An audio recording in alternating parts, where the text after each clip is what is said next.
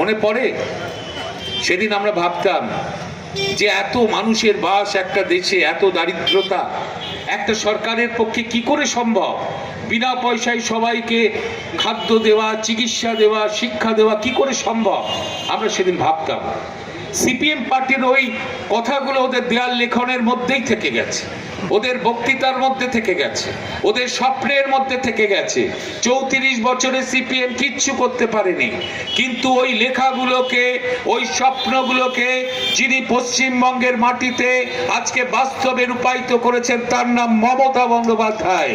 তিনি দেখিয়ে দিয়েছেন যে একটা সরকার ইচ্ছে করলে সব মানুষকে বিনা পয়সায় খাদ্য দিতে পারে, শিক্ষার বন্দোবস্ত করতে পারে। আজকে আমার বাড়ির ছোট ছোট বাচ্চারা স্কুলে যায় বিনা পয়সায়, জুতো, বই, ব্যাগ, খাতা দিদি করে দিয়েছে। ক্লাস 5-এ উঠলে এসসি সম্প্রদায়ের ছোট মেয়েরা শিক্ষাশ্রী স্কলারশিপ পায়, 8-এ উঠলে কন্যাশ্রী, 9-এ উঠলে সবুজ সাথী সাইকেল, 10-এ উঠলে স্মার্টফোন, 12-এ উঠলে কন্যাশ্রীর 25,000 টাকা দিদি করে দিয়েছে। আজকে স্বাস্থ্যসাথী কার্ড 2,45,00,000 পরিবারের হাতে স্বাস্থ্যসাথী কার্ড দিদি দিয়েছে। বিনা পয়সায় সরকারি হাসপাতালে চিকিৎসা যেমন আছে তেমনি আপনি নার্সিংহোমে চিকিৎসা করলেও আপনি স্বাস্থ্যসাথী কার্ড দিয়ে করতে পারছেন। আগে ছিল সিপিএম এর সময়? সিপিএম কখনো এসব ভেবেছে? খালি সিপিএম বলেছে লাল ঝান্ডা কারে পুকার, ইনকলাব জিন্দাবাদ, খালি লড়ো আর লড়ো, কিন্তু মানুষের জন্য তো কিছু করেনি। দিদি করে দিয়েছেন। আজকে এই যে মায়েরা সারা দিন সংসারে খাটেন, সংসারে রান্না করেন, ঘর দোর পরিষ্কার করেন, সবাইকে দেখভাল করেন, কিন্তু তারা যে পরিশ্রম করে সংসারে, তার জন্য কি কোনো পারিশ্রমিক তাদের দেওয়া প্রয়োজন? এটা নিয়ে দেশে অনেক আলোচনা হয়েছে, অনেক সেমিনার হয়েছে, অনেক বুদ্ধিজীবী ঘাড় নেড়ে বলেছে হ্যাঁ একটা তো কিছু দেওয়া উচিত, কিন্তু কোনো দল দেয়নি, কোনো সরকার দেয়নি।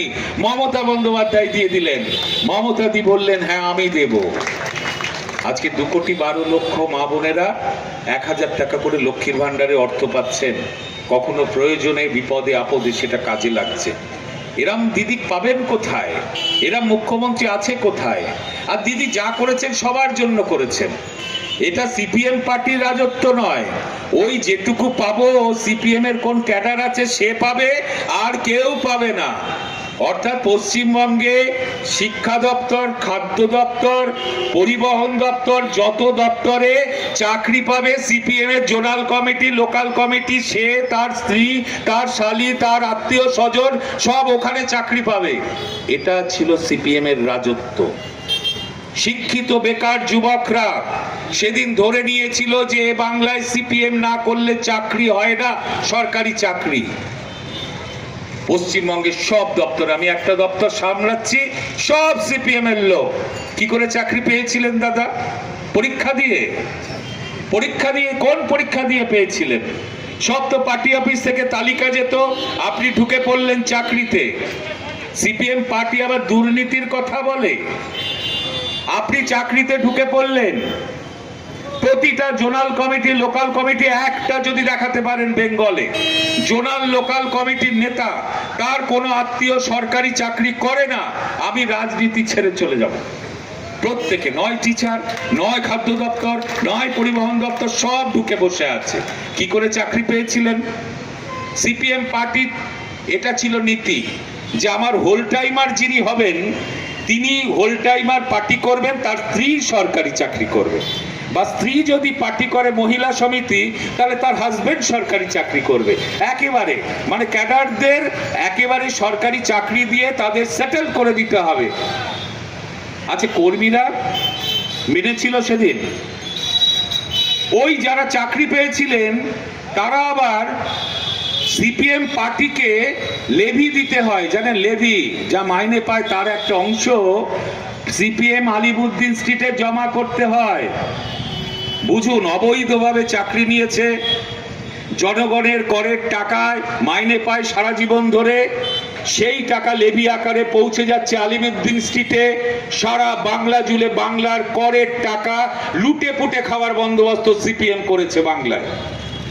সিপিএম এর এক কমরেড ভোটে দাঁড়িয়েছে, আমার সাথে ভালোই কথাবার্তা বলে, কলকাতায় দাঁড়িয়েছে। আমি দেখলাম একটা টিভি চ্যানেলে বলছে, আমি তো, তার সাংবাদিকরা জিজ্ঞেস করছে, আপনারা তো পার্টি থেকে একটা মাইনে পান, তো বলছে কত পান? 4,000 4,500। সে বলছে না, ওটা একটু বেড়েছে, ওটা 6,500 হয়েছে। আমি সেই কমরেডকে জিজ্ঞেস করি, আপনার যে 6,500 টাকাটা আপনার পার্টি আপনাকে দেয়, আপনার মতো পশ্চিমবঙ্গের হাজার হাজার ক্যাডারকে দেয়, এ টাকা আপনার পার্টি কোথা থেকে পায়? ওরা বলবে কেন, আমার পার্টি তো চাঁদা তোলে।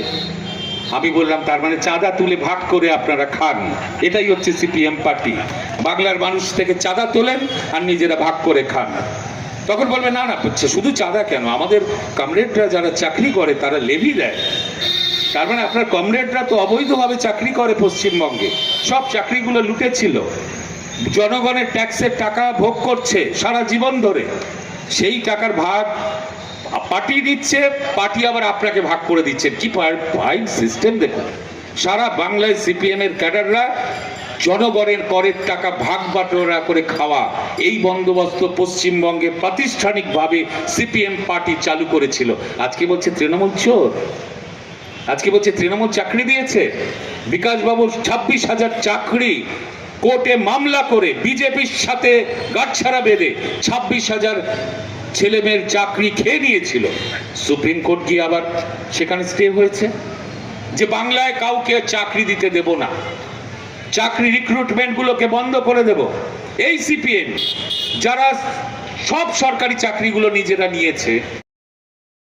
Sanjeevani health care nursing home, Siakhala Furfura শরীফের পাশে, শ্রীপতিপুর, হুগলি। সমস্ত চিকিৎসার উন্নত মানের পরিষেবা দেওয়ার জন্য আমরা রয়েছি আপনাদের পাশে। Emergency, ICU, cardiology, nephrology, orthopaedic surgery, onco surgery, general medicine, physiotherapy, neuro medicine, dialysis, neuro surgery, শিশু সুরক্ষা, গাইনোকোলজিস্ট বিভাগ, ক্যাশলেস পরিষেবা, স্বাস্থ্যসাথী সহ যে কোনো হেলথ স্কিম, মেডিক্লেম গ্রহণযোগ্য। এছাড়া স্বাস্থ্যসাথী কার্ডের মাধ্যমে সম্পূর্ণ বিনামূল্যে সার্জারির সুব্যবস্থা।